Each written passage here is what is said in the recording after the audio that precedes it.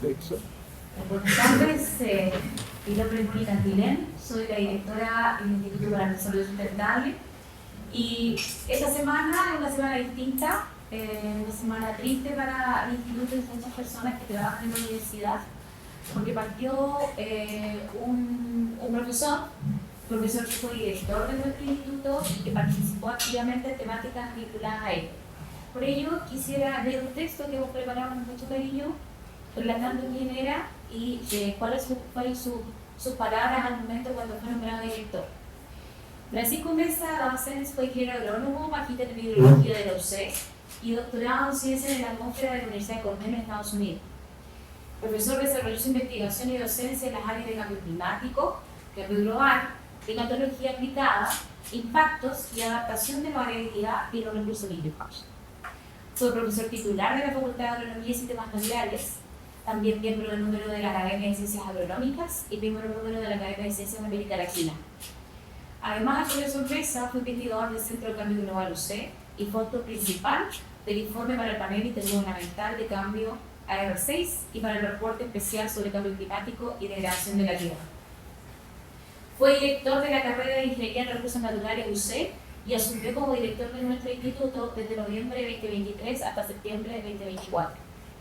Su nombramiento como nuevo director del IDS, Instituto para el Desarrollo Sustentable, ocurre tras una serie de entrevistas individuales y colectivas con académicos, funcionarios y estudiantes, donde el Consejo Directivo lo propone ante la autoridad y el Honorable Consejo Superior.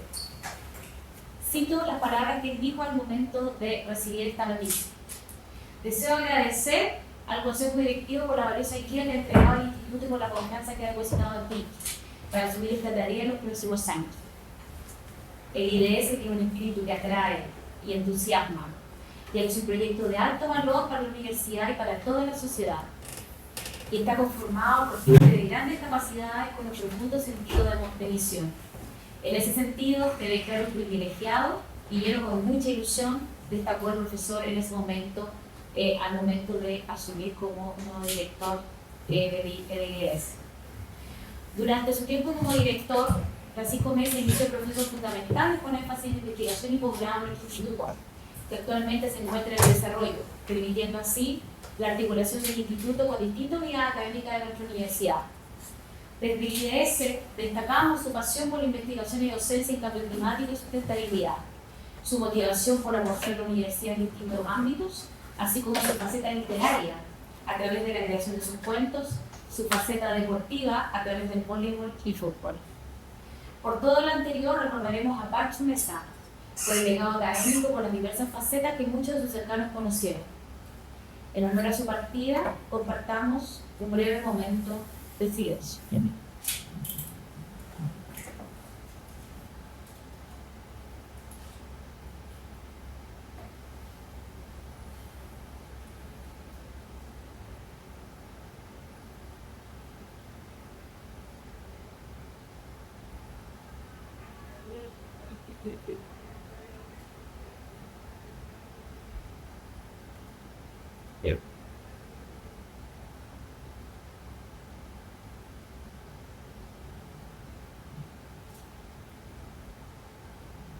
Muchas gracias.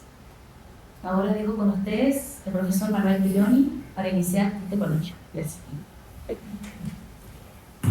Hola a todas y a todos. Muchas gracias, Mónica, por esas palabras, por recordar a Pancho, una persona a la que queremos mucho. Y muy bonita la forma también de darle esta energía y de arrancar este coloquio con la profesora Ana, como de disciplinas, que se acaba hace poquito, se integra a la Universidad Católica, en nombramiento compartido entre la Facultad de Agronomía y Sistemas Naturales y el Instituto para el Desarrollo Sustentable. Y me gustaría muy brevemente presentar a Cristina, una académica excepcional. Ella es bioquímica de la Universidad de Santiago, tiene un doctorado en biotecnología por la Universidad Andrés Bello y tiene un postdoc, pero es un postdoc de la Universidad de Chile. Tiene una larga trayectoria de investigación y de publicaciones, básicamente en torno a la creación y aplicación de biomoléculas derivadas de residuos en bioprocesos, algo de lo cual probablemente no va a hablar hoy. Tiene un montón de artículos científicos, tiene un montón de proyectos de investigación. Así que un lujo contar con ella en el IBEX de la Católica, que te lo envía conversando, presentándonos su investigación. Así que, María Cristina, te dejo aquí el piso para que ella pueda presentar. Muchas gracias, Manuel. Muchas gracias a todos por estar aquí, por la invitación que me hicieron. Para mí es un verdadero placer poder hablar del tema que más me apasiona, que he trabajado por ya casi 20 años. Este proyecto tiene por nombre Valorización de Biomasa Residual, una mirada a los bioprocesos. Entonces, en este punto, uno se pregunta qué es la biomasa residual, ¿cierto? Para entender esto y querer al final del coloquio poder contestar esta pregunta. O sea, ¿es la biomasa residual un residuo que se debe eliminar? Veamos primero qué es la biomasa. O sea, la biomasa residual puede ser de diferentes áreas. Por ejemplo, puede venir de residuos de vegetación, residuos forestales. También puede ser residuos de producción de animales, residuos de industria agrícola, residuos de zonas urbanas. Todos esos son residuos. Ahora bien, si uno se enfoca un poco en ejemplos de los residuos, esta biomasa residual, uno puede, por ejemplo, ver cuando uno obtiene el azúcar de mesa, uno lo obtiene a partir de la remolacha. Ya se hacía esto en Chile, genera esta azúcar de mesa, y como residuo deja esta coseta de remolacha. En otros países el azúcar se obtiene de caña de azúcar y el residuo sería el bagazo de azúcar. Hay otros residuos, por ejemplo, si uno vea y viva el maíz, se saca el grano de maíz y lo que genera como residuo es la corunta de maíz, ¿cierto? Y la casquería también sería otro residuo. Entonces, en este sentido, se genera una gran cantidad de residuos. Por ejemplo, en los predios, cuando se siembra cereales, digo principalmente en Chile, tenemos acá la cosechera que va sacando el grano del trigo, pero queda el rastrojo en el campo, ¿cierto? Queda en el campo. Algunas personas llegan y toman ese rastrojo de trigo y lo enfadan. Entonces se hacen estos fardos y estos fardos se utilizan después cuando es invierno, se guardan en los balcones. También se pueden hacer ensilados en el que la paja del trigo, ¿cierto?, se cubre por el sistema por el plástico y después se tiene también alimentación animal. Hay algunos predios que pueden guardar el rastrojo de trigo para, por ejemplo, hacer esta cama para animales, pero la mayoría de los rastrojo de trigo en Chile se quema. Entonces, hay un calendario donde dice, bueno, a tal fecha se pueden quemar, pero el problema de quemar rastrojo de cereales principalmente es que genera enormes cantidades de CO2. También genera gases de efecto invernadero, por lo tanto, no es una buena alternativa quemar esto. Entonces, ¿qué alternativas hay para valorizar este tipo de biomasa? Bueno, uno puede pensar, se puede hacer compost, ¿cierto? Uno puede tomar un residuo, o se puede tomar este residuo, por ejemplo, de frutas, verduras, lo puede meter en una compostera, se pueden agregar o no lombrices y así se hace un sistema de compost. Hay varios protocolos en el cual se dice, bueno, pongan diferentes tipos de filas, unas con más secas dentro de la compostera, otras con mayor humedad del material orgánico, y así cada cierto tiempo lo puede ir aireando, hay que debajo de la humedad, con la temperatura. Es una forma de valorizar este residuo. También se puede valorizar los residuos a través de generación de biogás. Esto es un biocombustible. El biogás se hace, por ejemplo, con los residuos orgánicos, puede ser con paja de trigo, con los purines del ganado, y se mete en este caso en un biodigestor en el flujo ascendente, en donde se produce gas metano. Y el gas metano, el biogás, es un producto de la valorización, y por otro lado está el biodigestato, que es un biofertilizante que puede ser utilizado en los predios, ¿cierto?, para mejorar el uso. Dentro de este tipo de valorización, además de biogás, uno puede obtener bioetanol. Hay tres tipos de bioetanol. El primer tipo de bioetanol es uno de primera generación, que es más clásico usado. Otro que es de segunda generación, que ahí empiezan a utilizarse los residuos agrícolas o los residuos forestales. Y los de tercera generación, que ahí se ocupan algas.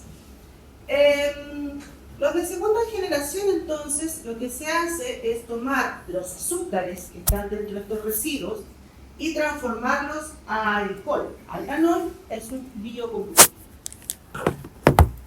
También se puede hacer este sistema de pirólise, en donde se coloca esta biomasa orgánica en un proceso térmico y químico y se generan diferentes productos, principalmente biocarbón, bioaceite y bactecinas. Todas esas formas son formas de valorizar, pero son formas de valorizar si uno lo ve como tomar todo el residuo y meterlo en un sistema. Pero ¿qué pasa si nosotros, en vez de tomar todo el residuo y meterlo en un sistema, nos sumergimos en la biomasa, en este residuo, y empezamos a ver qué hay dentro de este residuo, qué moléculas interesantes hay y cómo puedo extraer esas moléculas e inyectarlas en un bioproceso? Y por eso he titulado Valorización Sitio-dirigida en busca de biomoléculas específicas. Es así como aquí hay que entender la estructura de los residuos. Si uno ve la paja de trigo o con la bronca de choclo, lo que sea, estos residuos son material lignocelulósico. Es decir, que tiene una estructura en donde polisacáridos se han unido con otros polímeros, pero han formado una malla y están unidas por enlaces. Una malla bastante compleja y compacta. En ellas uno puede ver, por ejemplo, la presencia de un polisacárido llamado celulosa, que es un polisacárido de puras estructuras de glucosa unidas. Hay otros que se llama hemicelulosa, este polisacárido que ustedes ven acá, que el principal representante se llama aramidosilano, la estructura con silosas y ramificaciones, y un poliaromático que es esta lignina. Todo esto está súper unido y compactado. Entonces, ¿cómo podemos nosotros ingresar a esta biomasa? Para ello, si existe el pretratamiento. Si uno ve la estructura bien compacta de la biomasa residual lignocelulósica, este pretratamiento lo que hace es abrir la estructura, ¿cierto? Yo tengo que abrir para que los polímeros ya no estén tan unidos y así poder acercarme a la biomolécula de interés que yo tengo. De tal forma que hay diferentes tipos de pretratamiento. Hay pretratamientos que son químicos, pueden ser a través de ácidos o de álcalis. Hay pretratamientos que son físico-químicos, en el caso pueden ser térmicos o mecánicos. Y también hay pretratamientos físico-químicos, por explosión de vapor o por calor alcalino. En mi visión, el pretratamiento que más me gusta es el pretratamiento verde, que es el pretratamiento biológico, porque soy bioquímico.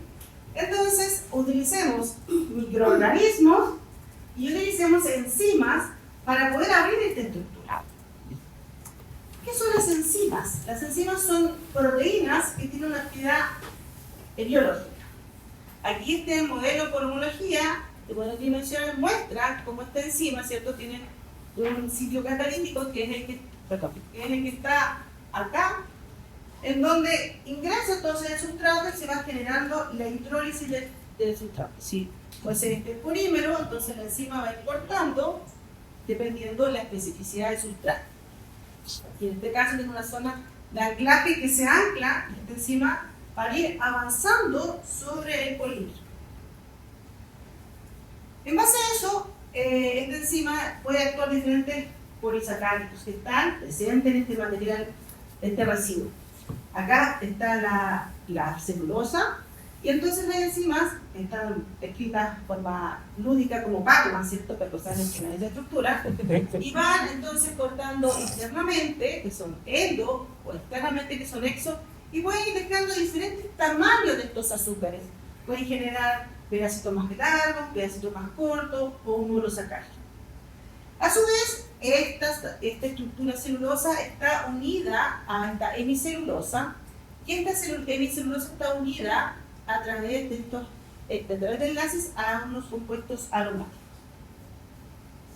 Todo eso se puede utilizar para sacar el revuelto. Entonces, lo primero que les traigo a colación es un review que es un artículo que resume y analiza los prebióticos que se pueden generar a partir de residuos agroindustriales y cómo estos prebióticos pueden ser utilizados para la nutrición animal. Este trabajo lo publicamos ahora en el 2025 y fue en colaboración con un grupo de Hong Kong, en el cual hemos trabajado ya en varias cosas. Entonces, primero empiezan los prebióticos, ¿cierto? Los prebióticos son compuestos no digeribles que son resistentes a la acidez gástrica de las enzimas, modulan la microbiota intestinal y estimulan selectivamente el crecimiento de las bacterias. Esos son prebióticos. Ahora, hay diferentes tipos de prebióticos. Hay prebióticos que son muy clásicos, que uno siempre lo ha escuchado, por ejemplo, la inulina, fructooligosacárido, galactoligosacárido, estos son los clásicos. Pero hay prebióticos de última generación o prebióticos emergentes. En este caso están los siloglicosacáridos, los pectineoligosacáridos, todos estos prebióticos de este lado. Aquí se encuentra entonces la estructura, los azúcares que forman este prebiótico. Entonces, ¿cómo este prebiótico puede ser utilizado? ¿Y qué pasa en el caso que se utiliza en animales monogástricos? En el caso de monogástricos, estimula el crecimiento de bacterias, mejora el sistema inmunológico. Y en el caso de poligástricos, bueno, modula el microbiota del rumen, mejora la digestión de nutrientes. Entonces, en este trabajo lo que se hace es una búsqueda bibliográfica en cual se dice qué prebióticos son utilizados, a qué animal se utilizó, en qué animal se utilizó. Pueden ser cerdos de pequeña edad, pueden ser cerdos más adultos, pueden ser pollitos broiler, pueden ser pavos. ¿Qué duración y qué dosis se adicionó de estos prebióticos y qué efecto se vio en estos prebióticos en el animal? En monogástricos y también en poligástricos. En este caso, principalmente en vaca, vaquilla, ternero, se hace en poligástricos. ¿De dónde se pueden sacar este tipo de prebióticos? ¿De qué residuo? Bueno, principalmente se puede sacar de los bagazos de caña de azúcar, también se puede sacar de la masa del aceite, cáscara de plátano, colonia de maíz, del suelo lácteo, también de los rujos de la uva, después que se hace el vino, etc. Entonces, si se fijan, uno puede obtener prebióticos a partir de estos residuos, y estos residuos ahora se están valorizando a través de la formación de estos prebióticos, y esto se puede estar entonces incorporando en la dieta animal. Otro tema que les traigo, que parece bastante interesante, es la industria de producción de sidra. La mayoría, uno cuando consume un producto, ve el producto, pero no ve los residuos que se generaron al formar esto. Entonces, lo que se tiene es, claro, en este caso la mayoría de la sidra manzana limona, se toma, se tritura, se prensa, se genera un fermentado, una maduración y se embotella la sidra. Pero lo que quiere este bagazo, ¿cierto? Este bagazo de manzana, y representa el 25 al 30% del peso original de la fruta. Entonces, hay estudios donde se toma el bagazo de manzana y se lleva a un sistema donde se valoriza completamente, que es a través de la producción de biomasa. Pero también hay un polímero muy interesante en el bagazo de manzana, y por eso les traigo el segundo review, que habla de la pectina. Entonces, habla sobre el objetivo de la fuente, la extracción, la aplicación de esta pectina. Este trabajo fue un trabajo que realizamos en el 2023, una búsqueda bibliográfica, y en el cual nosotros primero tenemos que decir cuál es la estructura. La pectina es muy compleja, como lo ven acá. Tiene una zona peluda que está muy ramificada, y una zona ya más pelada que está ramificada. Tiene más de 13 diferentes tipos de azúcares. Por lo tanto, es bastante complejo. Y la pectina se puede obtener de varias cosas. Se puede obtener, por ejemplo, de cáscara, de los cítricos, de naranja, de limón. Se puede obtener de residuos de manzana, de remolacha, de girasol, de guisante, de zanahoria, de kiwi, tomate, mango. De muchas cosas se puede obtener de esos residuos esta pectina. Se puede hacer la extracción de la pectina a través de muchos métodos. Aquí se forman, por ejemplo, se puede hacer en un sistema químico a través de hidrólisis ácida, o se puede hacer a través de una hidrólisis enzimática, por extracción de con asistencia microondas o ultrasonido. Así se obtiene la pectina. ¿Y para qué se ocupa la pectina? Bueno, principalmente en la industria alimentaria, como espesante, gelificante, uno puede utilizar esta pectina. También tiene un carácter prebiótico, así que se puede utilizar también para ese objetivo. En la industria cosmética, como estabilizador de crema y lociones, se encuentra la pectina. En el área biomédica, para generar biomateriales, porque tiene efecto antiinflamatorio. Y para la formación de nanopartículas, para evitar la liberación prematura de fármacos de los grupos funcionales que presenta la pectina.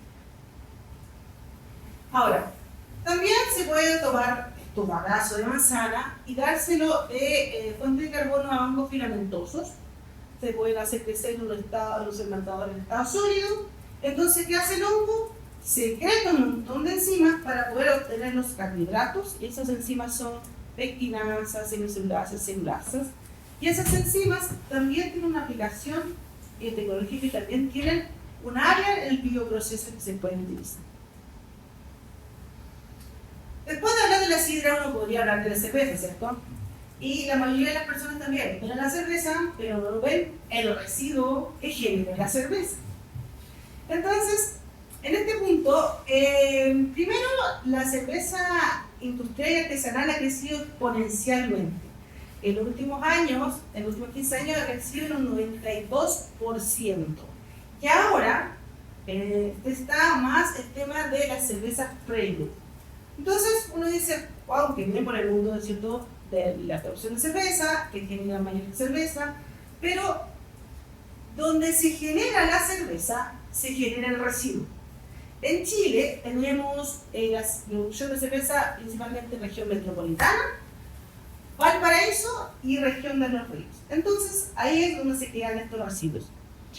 Este proceso que ven aquí, este bioproceso de la producción de cerveza, la producción de cerveza parte de una malta o una cebada, ¿cierto?, que está acá. Después pasa por un proceso que se llama maceración. En ese proceso de maceración, los azúcares, que son fermentables, principalmente monosacáridos, se sacan de esta estructura que es la cebada, y esta estructura de cebada sin esos azúcares se llama bagazo de cerveza. O sea, el bagazo de cerveza es una malta gastada. Y después ese azúcar se fermenta a etanol, que ustedes lo ven, ¿cierto?, acá, el etanol que les importa el producto final, a través de una levadura que toma el azúcar y lo lleva a etanol. Entonces esa levadura tiene una cierta cantidad de vida útil. Trabaja, pero después ya deja de funcionar, entonces pasa a ser un residuo. Bagazo de cerveza, principal residuo, más del 80% del residuo de bagazo de cerveza, y el resto es levadura cervecera. Entonces, ¿qué se hace con estos residuos? Bueno, principalmente el bagazo de cerveza se puede llevar a alimentación animal, para animales rumiantes, y en el caso de la levadura se hace tratamiento de rines. Y acá les quería mostrar uno del tercer review que habla sobre las alternativas de valorización del bagazo de cerveza. Este es un trabajo bien interesante porque este trabajo lo escribimos en conjunto con el gerente de operaciones de la empresa Cufa. Fue un hermoso desafío que él quiso abordar, que alguien de una empresa dijera, bueno, además de apoyarlo con los proyectos, escriba un artículo científico. Entonces, si se ven, si se fijan un poco los componentes de este bagazo de cerveza, tiene fibra, vitaminas, aminoácidos, por lo tanto proteínas, lípidos, minerales y compuestos fenólicos. Todo eso son verdaderas monedas de oro que tiene este residuo que uno podría llevar a valorizar. Es así, por ejemplo, muchas veces uno en el supermercado ve longostra, ¿sí? Pero ¿cómo se puede hacer crecer el longostra? Bueno, se puede hacer crecer en capitas que tengan paja de cereal, bagazo de cerveza, se inoculan los micelios, se pone agua y se genera sobre esto el hongo. Después se corta y se lleva al supermercado. ¿Por qué es importante la angostra? Bueno, porque tiene alta cantidad de aminoácidos esenciales, tiene proteína y tiene un bajo valor calorífico. Otra forma de valorizar este bagazo de cerveza es a través de la harina de bagazo de cerveza. Y esto es bien interesante, porque la harina de bagazo de cerveza permite hacer, como la harina convencional, ¿cierto? Que la harina de trigo, esta harina no convencional, se pueden hacer galletas, se pueden hacer muffins, tortas, pizza, todo eso se puede hacer. Y además son utilizados para hacer hamburguesas en reemplazo de la harina de soya. Es una forma de valorizar, ¿cierto?, este bagazo de cerveza. Por otro lado, uno podría valorizarlo más como un bioproceso, porque sabemos que este bagazo de cerveza tiene arancilano, sabemos que tiene coenzima que corta y genera estos siloricosacáridos, y estos son prebióticos emergentes, de tal forma que también lo podemos valorizar. Y de otra forma, de valorizarlos a través del poder antioxidante, porque el bagazo de cerveza tiene estos ácidos hidroxicinámicos que están unidos a la lignina o la hemicelulosa, y principalmente de ácido fenúlico. Entonces uno puede extraer esta biomolécula ácido fenúlico, y el ácido fenúlico directamente se puede utilizar en industria cosmética para cremas antipigmentación o anti-envejecimiento. Pero también hay microorganismos como bacterias, pseudomonas o hongos, aspergillus, que son capaces de transformar este ácido fenúlico en vainilla. Y eso se puede utilizar en la industria gastronómica. Otro trabajo que realizamos, y este trabajo lo realizamos en conjunto con Huntsman y con Infood Protein, fue valorizarlo a través de la producción de harina de insecto. ¿Qué quiere decir eso? Este proceso es tomar este bagazo de cerveza, levadura, y generar una dieta. Esta dieta se le da a una larva de la mosca del soldado negro, y esta larva entonces empiezan a crecer, y posteriormente se genera una harina de larva. Si se prensa, se genera un aceite de larva y un biofertilizante, que es todo lo que no consume la larva, más las heces de la larva. Y en ese trabajo lo que hicimos fue agregar un paso de hidrólisis enzimática para mejorar la biodigestibilidad de este bagazo de cerveza por parte de la larva, y así ayudar a que se quede más harina en el cerdo. ¿Por qué es importante esta harina de insectos? Bueno, porque la harina de insectos es una materia prima emergente para la alimentación animal. Se utiliza para producción de pellets, para ver cerdos, gatos, y también en el área acuícola para hacer pellets para peces. Y es una materia rica en proteína y fuente de aminoácidos esenciales. Entonces la aplicación del bagazo de cerveza es muy amplia, ¿cierto? Uno puede utilizarlo para química biocombustible, biopesticidas, producción de enzimas, que toca insectos, producción de microorganismos, alimentación animal, harina. Pero todo eso se puede valorizar. Son diferentes formas de inyectar en un bioproceso. Ahora, hemos hablado sobre el material lignocelulósico, ¿cierto? ¿Cómo lo podemos hacer? Pero ¿qué pasa con otros residuos que no sean este material lignocelulósico? ¿Se podrán valorizar? Y aquí les traigo la industria de producción de quesos. El suero lácteo. ¿Qué pasa? En Chile el queso se produce en dos regiones. Se produce el 93% del queso en Chile se produce entre la región de los ríos y la región de los lagos. O sea, el suero lácteo queda en esas dos regiones. Y para producir 1 kilo de queso se necesita 10 litros de leche y se generan 9 litros de suero lácteo. Es decir, la cantidad de residuo en la industria del queso es muchísima. Bueno, ¿qué se hace con este suero lácteo? En este caso, en la región de los ríos no tiene centro de valorización, entonces tiene que llevarlo toda la región de los lagos a través de un sistema de camiones. Y en la región de los lagos hay un sistema donde se produce biogás y un concentrado proteico. Entonces, el biogás a partir de la lactosa, ¿cierto?, que se lleva a la biogás. Acá.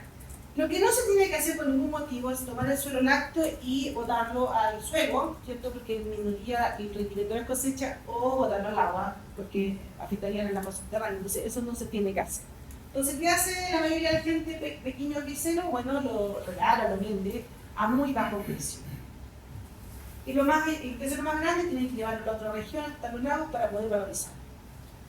¿Qué alternativas hay de valorización?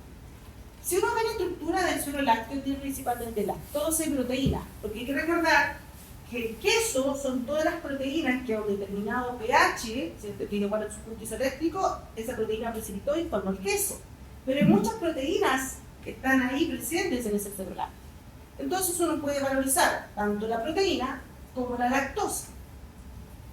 Las proteínas pueden ser lactoalbúmina, lactoglutila, sueroglutino, todas estas proteínas que están presentes en el suero lácteo se pueden valorizar e inyectar en otro bioproceso.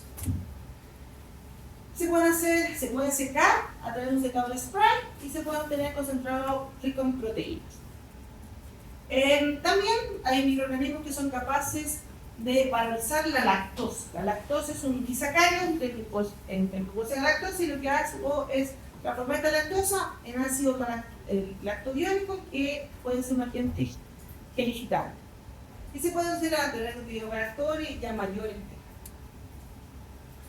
En este caso les presento un artículo científico en una tesis de un alumno de magíster, en el cual se tomó el suero lácteo para crear una bebida que era a partir del suero lácteo y que se utilizaba como jugo de berries. En este caso fue con frambuesa, pero también se ha hecho con murta, arándano, maqui, etc. Entonces lo que se hace son bebidas, en la versión de bebidas a partir de suero lácteo, que se ponen diferentes cantidades de jugos, de berry, y después que se hacen este tipo de bebidas, se va a un panel sensorial y se dice, bueno, cómo es el color, olor, sabor, y se va viendo cuál prototipo es más aceptable para el consumidor. Por lo tanto, en la valorización simple dirigida de un residuo industrial hay diferentes formas, diferentes bioprocesos para poder valorizarlo. Utilizar los residuos, hacer una extracción de las biomoléculas, se reduce el impacto ambiental y además se valoriza la producción de los productos al final de la cadena. Todo esto apunta a los pilares de la economía circular. Por lo tanto, la pregunta que le hice al principio era: ¿es la biomasa residual un residuo que se debe eliminar? Espero que estén alineados con mi visión y que la respuesta sea similar. Muchas gracias.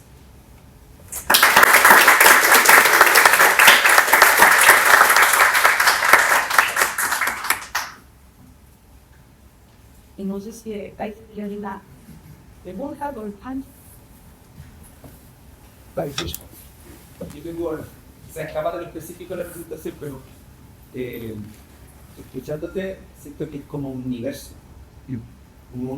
de posibilidades, porque finalmente para cada residuo en cada lugar del mundo, para cada proceso, hay no una, sino 2, 3, 4, 5 formas de procesarlo y transformarlo, que eventualmente podría estar disponible para quizás cuantas oportunidades económicas. Siento que es como, me encuentro muy motivante, en el sentido de que sofistica un poco el entendimiento que tenemos de la economía circular, incorporando todos esos procesos, pero por otro lado creo que es como abrumador. ¿Cómo lo puede ir como que dan ganas de poder tener algo, un sistema que permita detectar de manera más rápida y ágil las oportunidades de revalorización y las oportunidades de transformación y de compra? ¿Existe investigación de salida? Porque estoy pensando hoy día con los saltos en inteligencia artificial, con el AlphaFold, que te permite como, de alguna forma probar un montón de posibles modificaciones biotecnológicas para hacer proteínas, como que siento que podría haber un traslape de ambas agendas de trabajo. Es decir, en tu revisión estás topado con esfuerzos que van de salir. Yo creo que todo esto es como una aposta por relevo. O sea, uno hace mucha ciencia, investigación, pero después viene otro eslabón en esta cadena, que tiene que ser un modelo de negocio, ver si los prototipos son o no son rentables, si puede ser uno que lleva a planta piloto, pero puede ser realmente reducido a mayor escala, cuánto es el costo les interesa, que consumieron, compraron. Entonces todo eso, si uno lo ve, son varios eslabones, ¿cierto?, en esta cadena, y después de esto viene otro grupo de trabajo que tiene que tomar esto y llevarlo a otro nivel y así sucesivamente para ir viendo si se puede, si se hace.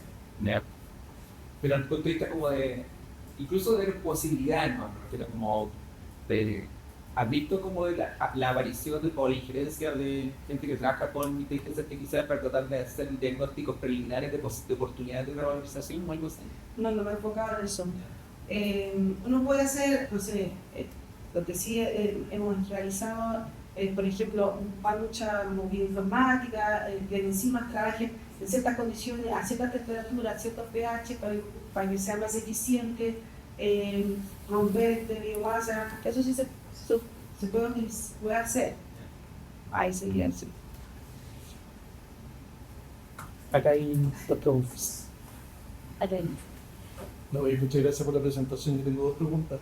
Una más técnica y otra más en el ámbito de las posibilidades. Como la técnica es, vamos a ser mi técnica en realidad, pero dado los conocimientos, dado la cinética, los procesos, los mecanismos, hace sentido pensar en sistemas que son desagregados o concentrados, y en términos de la economía de escala. Por ejemplo, la tratamiento de agua servida, que para una ciudad como Santiago hace sentido tenerlas concentradas, pero quizás para el sistema rural no. ¿Hay alguna indicación en el típico de tecnología? Y la segunda pregunta de Juan Tiro, suponiendo que tenemos ya un modelo de negocio y todas las cosas, ¿hay algún marco normativo que nos esté tratando o una política pública que haya que intencionar más desde el Estado para ir hacia allá? Bueno, primero creo que donde se genera residuo, si son en zona rural, lo ideal sería que no se trasladara de una región a otra, ¿cierto?, para contabilizar. Lo ideal sería que en la misma comunidad, lo más cercano, estuviera la zona de valorización de ese residuo. O sea, trabajar bien alineados en esa estructura de valorización. Ahora, las empresas antiguamente no tenían mucha conciencia de lo que era el residuo, y tampoco veían que el residuo eran estas monedas de oro que se podían obtenerlo, sino fueron las leyes medioambientales que las fueron como empujando para que finalmente fueran aplicando ellos mismos políticas green dentro de la empresa. A medida que avanzan más de este tipo de políticas, lo que uno fortalece es que las empresas se den, en el fondo, tomen conciencia, pero también apoyen y generen un área de sustentabilidad dentro de la empresa. Eso también es importante para cambiar la visión de todos los residuos que se generan. Parece que está adelante. Sí, muchas gracias por la presentación, era súper interesante. Quería volver un poco a lo que mencionaba Pancho, el tema de la escala de estos procesos, porque tú hablaste mucho y me pareció mucho de ejemplo de acá con aplicaciones industriales de mediana a gran escala. Y mucho de lo que es especialmente temas de pobreza rural y todo el tema, son pequeños agricultores. Entonces, ¿cuáles de estas soluciones o de qué forma uno podría pensar estas soluciones para que fueran descalables? Es decir, no a mayor escala, sino que fuera a pequeña escala, de manera tal de que pequeños agricultores pueden trabajar con esta tecnología para poder generar cambios que puedan ser para su propio predio, para intercambiar con vecinos. Es decir, ¿cómo podemos pensar en una descalación de estos procesos y no tanto de hacerlo más Por grande? ejemplo, en el caso de biogás, para la producción de biogás, se necesitan predios que tengan mínimo 10 vacas para tener los purines suficientes para poder hacer el biocombustible. Pero hay otros lugares que hacen centros de acopio, ¿cierto?, que en comunidad se organizan para tener un centro de acopio de, por ejemplo, ser lácteo y llevarlo todo en el mismo camión para no pagar cada uno su propio camión. Pero esa organización como comunal, quizás falta un poco que ellos mismos vean la forma de organizarse para poder llevar el residuo y valorizarlo. Y hay buenos casos, en el fondo del caso, tú has visto un caso virtuoso, interesante, en el cual pequeños agricultores o pequeñas cooperativas se organizaron para generar una organización. En el caso de la producción de biogás, sí se han organizado y sí existe en la zona más del sur. Sí existe muchos ejemplos que quieren long jumps. No sé, en otros casos, creo que el suelo lácteo sí es un tema y se tiene que organizarse más porque eso sí que es costoso. Llevarlo a otra región para poder. Llega exactamente lo que preguntó Sebastián, pero yo iba a agregar también si eso podía, y muchas gracias por la presentación, aprovecho de decir, pero ya hizo la pregunta Sebastián, pero yo le iba a agregar también si también se podía esto revisar a escalas, digamos, no se estaba pensando, además de los ejemplos que dio Sebastián, de comunidad ecológica, por ejemplo, grupos inmobiliarios que quieren establecer zonas no solamente rurales, sino que más urbana, microsectores de producción de las mismas, digamos, de los mismos vecinos y que puedan incorporar este tipo de... O sea, por ejemplo, en el norte hay vecinos que se organizan y que frente a una plaza y todos los vecinos juntan su sistema para hacer compostaje y generar eso con la puerta urbana. Tengo el ejemplo de Mood, ¿cierto? Que aprovechar el origen parte del Mood, el subterráneo, que también los residuos que se producen en los restaurantes van a poder ser realizados a través de la...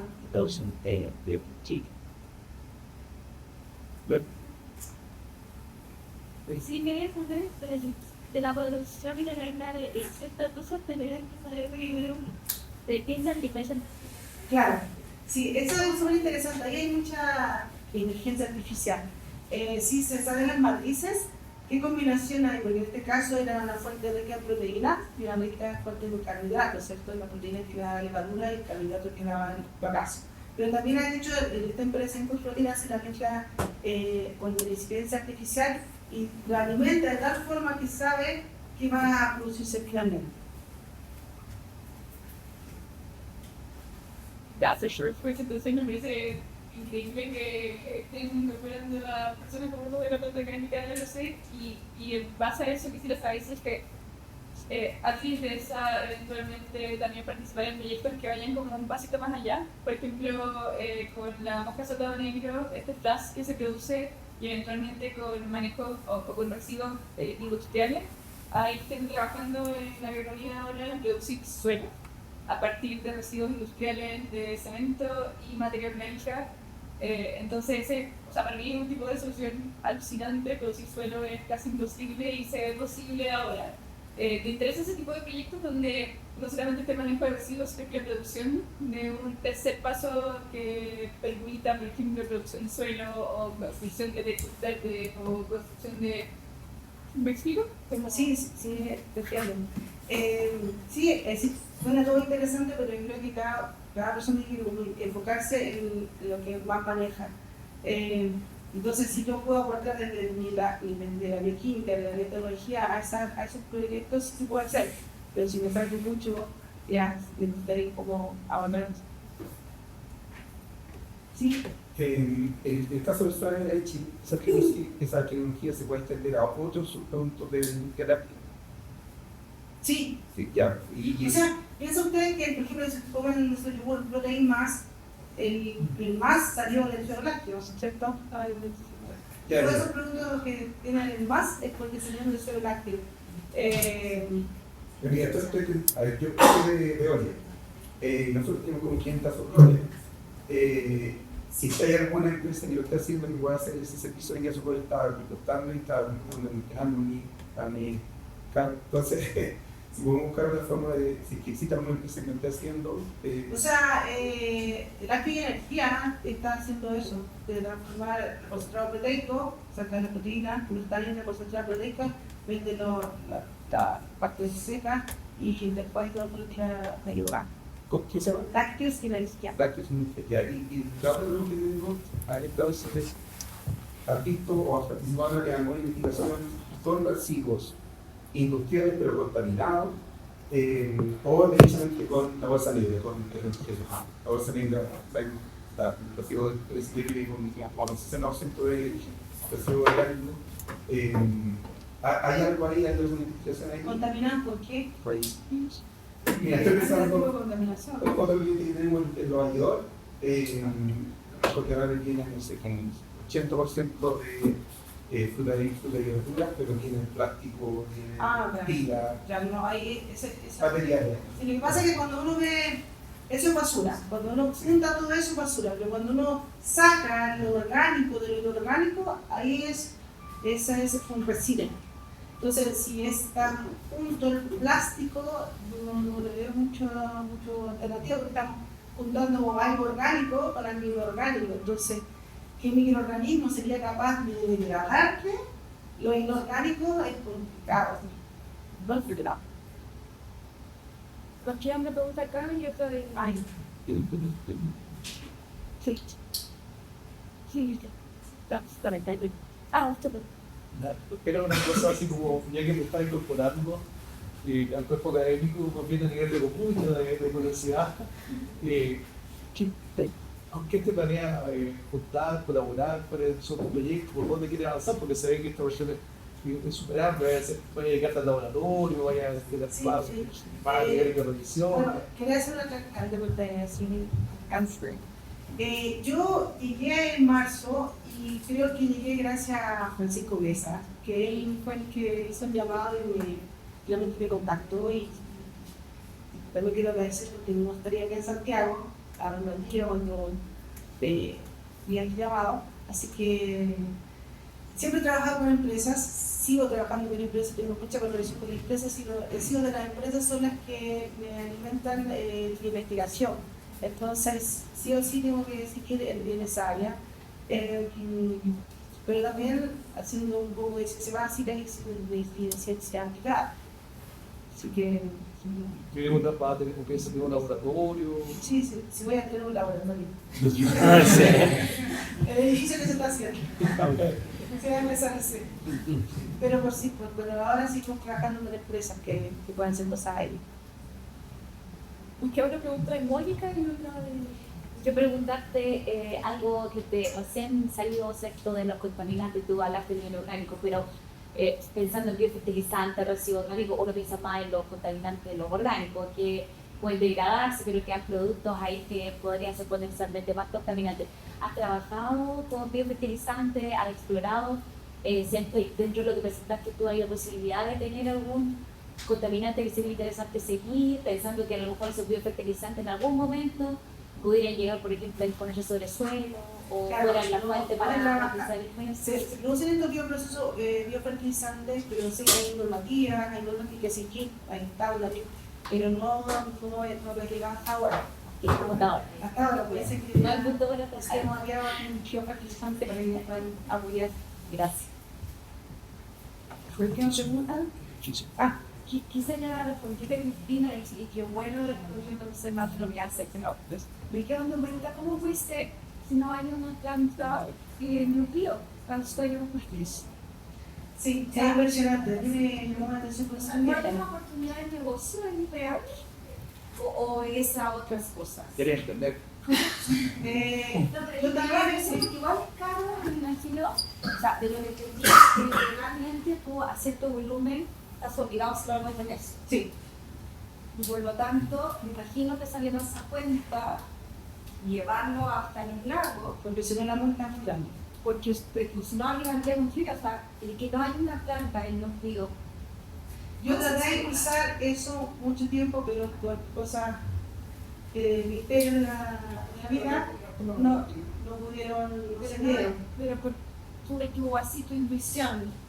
Es extraño, o sea, si son dos regiones en las que produce cualquier cantidad, cada una de las regiones tiene que tener su tapa.